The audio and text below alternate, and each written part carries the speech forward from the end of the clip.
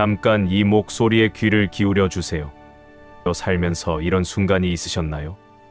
분명히 최선을 다했는데, 분명히 바르게 살았는데, 그런데도 삶이 무너지는 것 같은 순간 하나님께 기도했는데, 하늘이 닫힌 것 같고, 열심히 믿었는데, 고통은 줄어들지 않고, 그럴 때 마음 깊은 곳에서 이런 말이 올라오지는 않으셨나요? 하나님, 저 잘못한 것 없는데요. 왜 이렇습니까? 오늘 우리는 성경에서 이 질문을 온몸으로 살아낸 한 노인을 만납니다. 그의 이름은 욥. 그는 의인이었습니다. 그런데 하루아침에 모든 것을 잃었습니다. 오늘 욥의 이야기를 통해 하나님이 여러분의 마음에 말씀하시길 진심으로 기도합니다. 욥기는 이렇게 시작됩니다. 우스 땅의 욥이라 불리는 사람이 있었는데 그 사람은 온전하고 정직하여 하나님을 경외하며 악에서 떠난 자였습니다.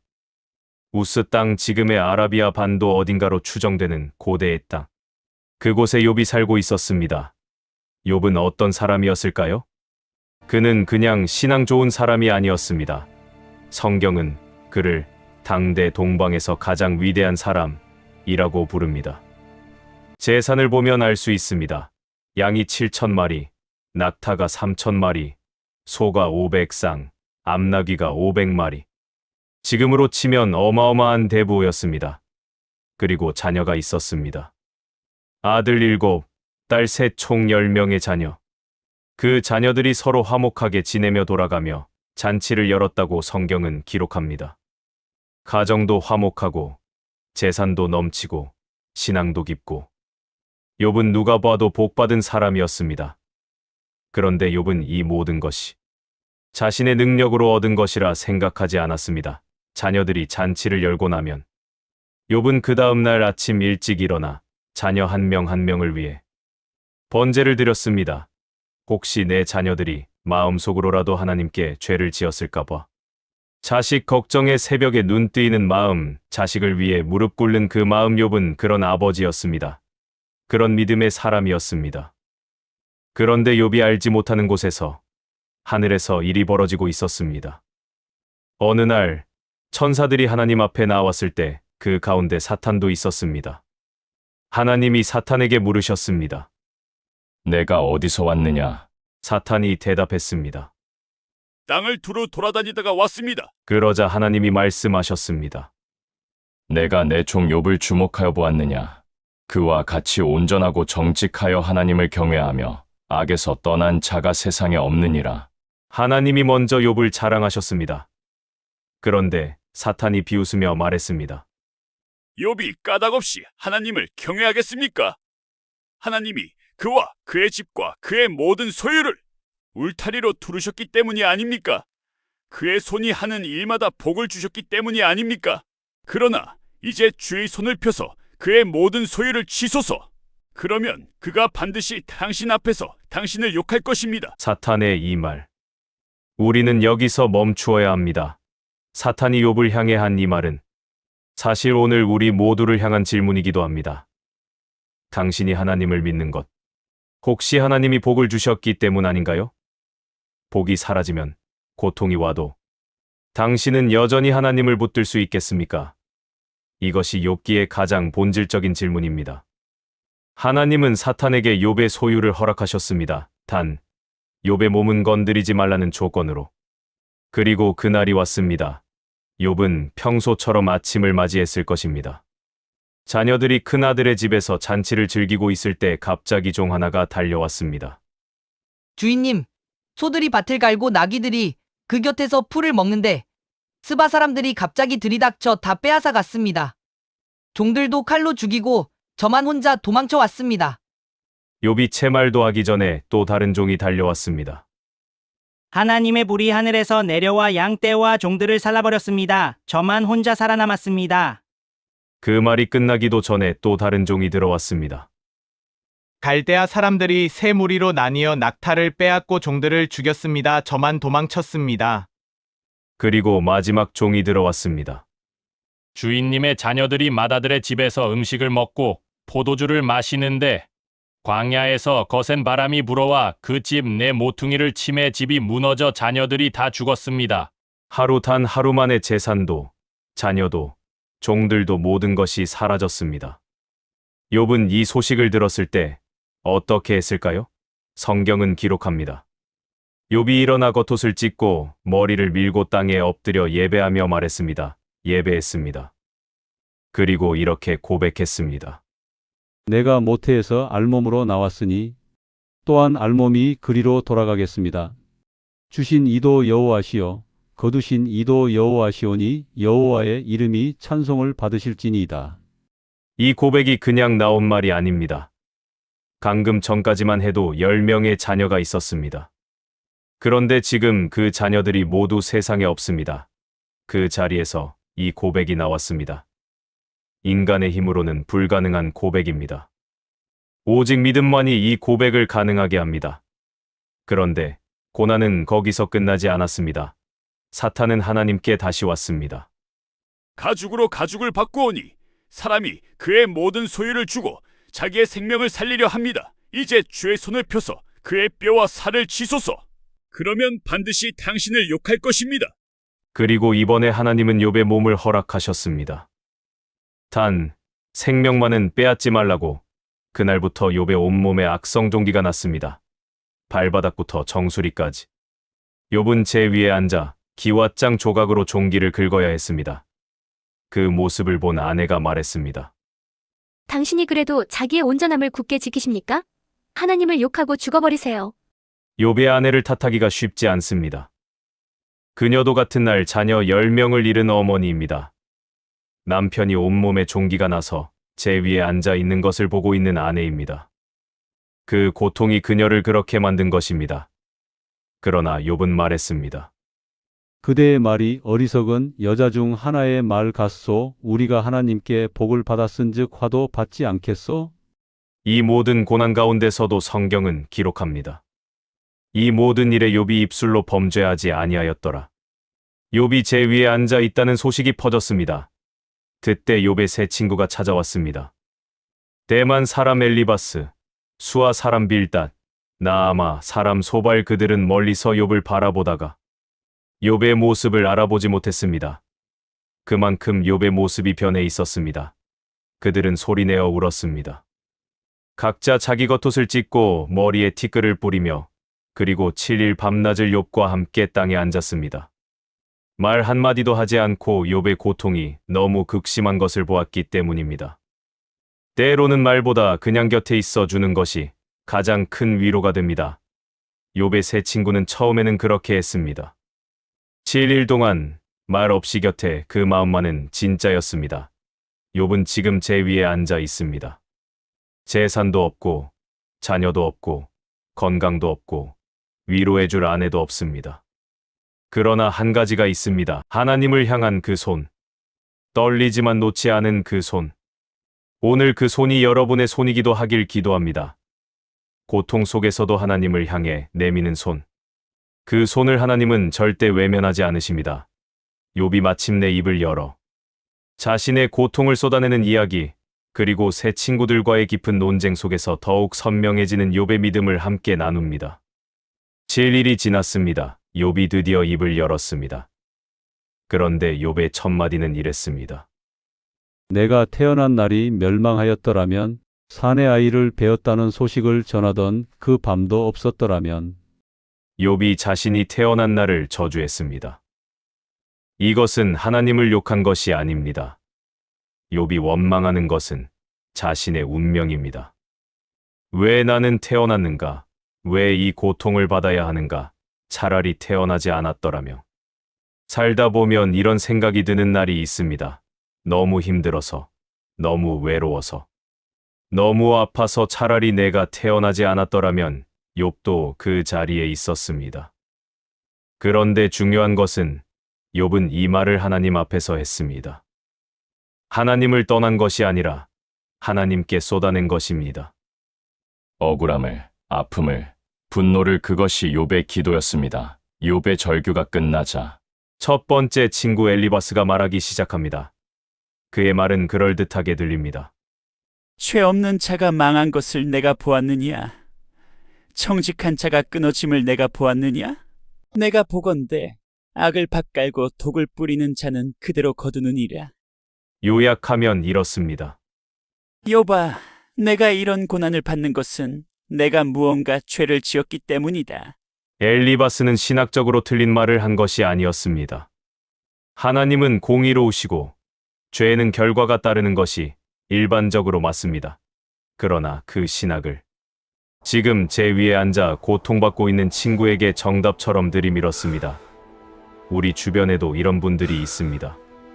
고통받는 사람에게 기도가 부족해서 그래, 믿음이 약해서 그래, 회개를 안 해서 그래 하는 말들, 그 말이 사실일 때도 있지만 욥의 경우처럼 전혀 사실이 아닐 때도 있습니다.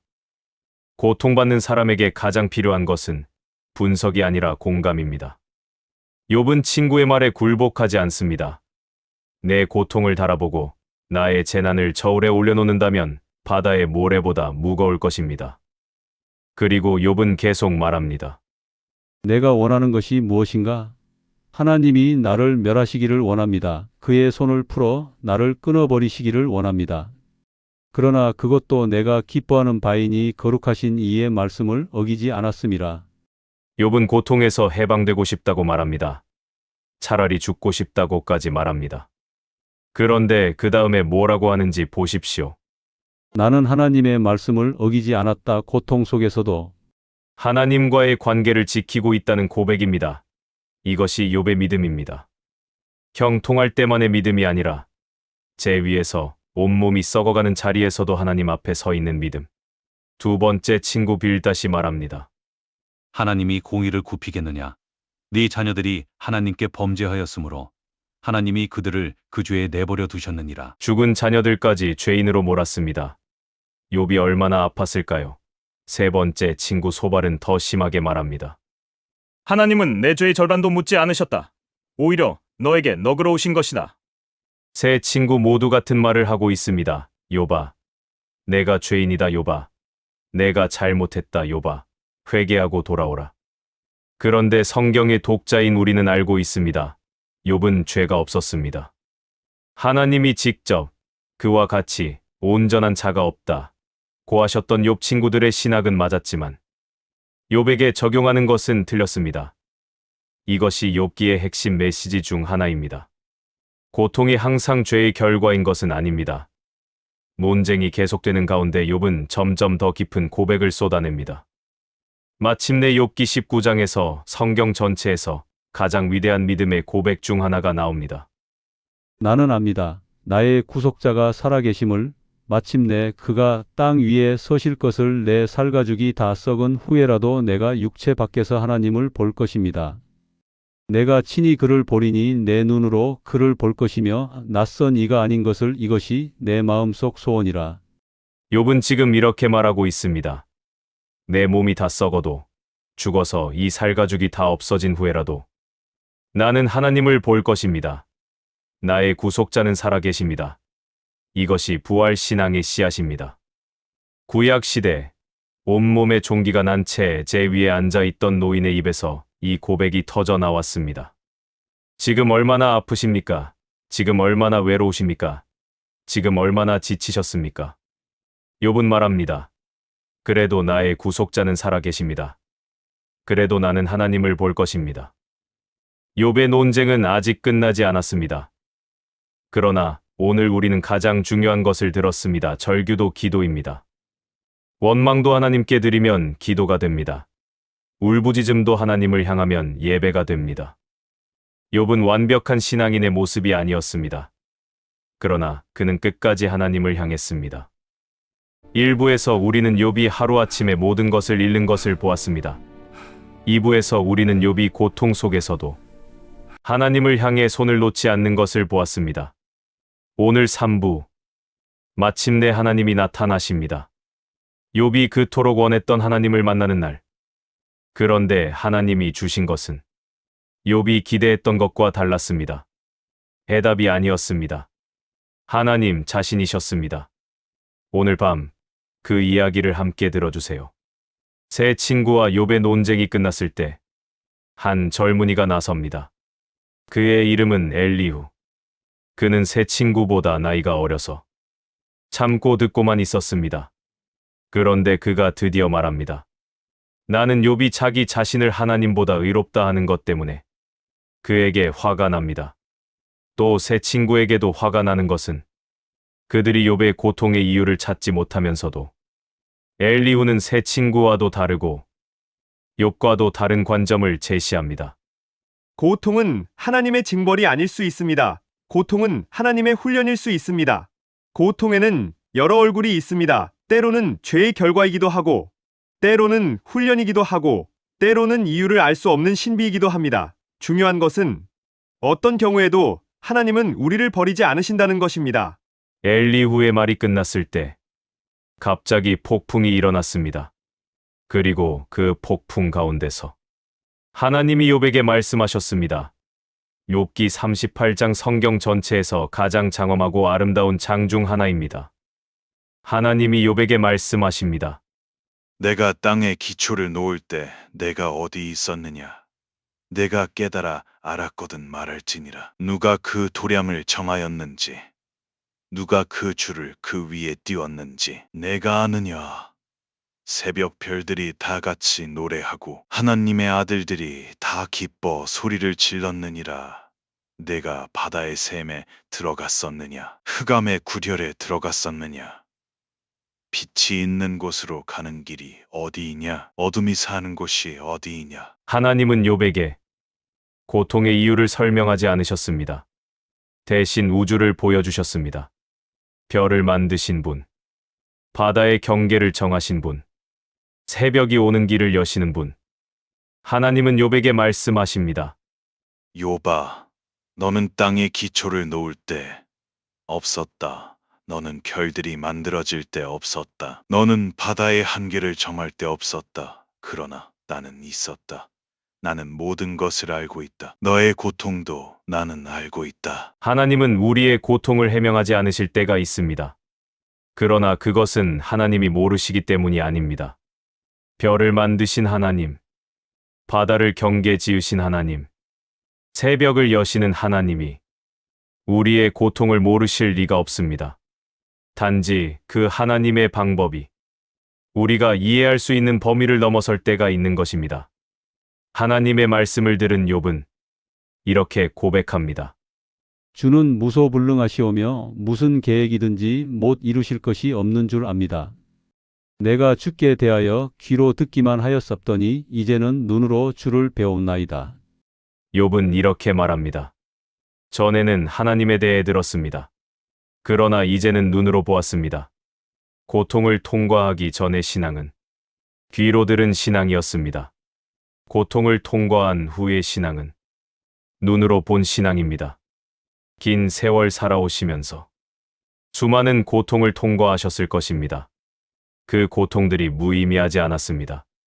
그 고통을 통해 귀로 듣던 하나님을 눈으로 보게 되었습니다. 그것이 고통이 우리에게 주는 가장 귀한 선물입니다. 그리고 놀라운 일이 일어납니다. 하나님이 세 친구에게 말씀하셨습니다. 너희가 나를 논한 것이 내 종 욥과 달리 옳지 못하였느니라. 욥을 정죄했던 세 친구들이 오히려 하나님께 잘못했다는 말씀입니다. 그리고 하나님은 그들에게 명령하셨습니다. 욥에게 가서 번제를 드리고 욥이 너희를 위해 기도하게 하라. 내가 그의 기도를 들을 것이다. 얼마나 역설적입니까?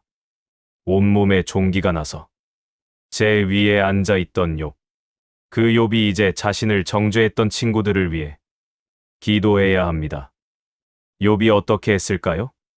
성경은 간단히 기록합니다. 욥이 그의 친구들을 위하여 기도하였습니다. 욥은 기도했습니다. 자신을 고통 속에 내버려 두고 죄인으로 몰았던 친구들을 위해. 이것이 가능한 사람은 하나님을 정말로 만난 사람밖에 없습니다. 하나님을 만나면 용서할 수 있습니다. 하나님을 만나면 원망이 기도로 바뀝니다. 그리고 욥기 42장 마지막 장이 시작됩니다. 욥이 그의 친구들을 위하여 기도하매 여호와께서 욥의 곤경을 돌이키시고 여호와께서 욥에게 이전 모든 소유보다 갑절이나 주신지라. 갑절. 재산이 갑절로 돌아왔습니다. 양이 7천이었는데 14,000이 되었습니다. 낙타가 3천이었는데 6천이 되었습니다. 그리고 자녀도 주셨습니다. 아들 7, 딸 3, 다시 10명의 자녀. 누군가는 이렇게 생각할 수 있습니다. 죽은 자녀 10명을 어떻게 새 자녀 10명으로 대체할 수 있어? 이것은 대체가 아닙니다. 하나님은 욥에게 잃어버린 자녀와 새로운 자녀 모두를 주신 것입니다. 죽은 자녀들은 하나님 품 안에 있고 새 자녀들은 욥의 품 안에 있습니다. 하나님은 우리가 잃어버린 것을 영원 속에서 돌려주십니다. 욥은 회복 이후에도 오래 살았습니다. 성경은 기록합니다. 그 후에 욥이 140년을 살면서 자손 4대를 보았으며 늙고 나이가 많아 죽었더라. 140년.